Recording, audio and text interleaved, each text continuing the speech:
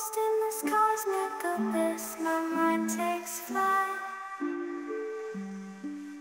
Dark echoes pulsating, setting. আসসালামু আলাইকুম। Hello everyone, কেমন আছো তোমরা সবাই? আশা করি সবাই খুব ভালো আছো। ইউটিউবে এটা আমার ফার্স্ট ভিডিও, তাহলে চলো তোমাদের কাছে আমি আমার ইন্ট্রোডিউসটা দিয়ে দিই। আমার নাম রুবিনা শেখ।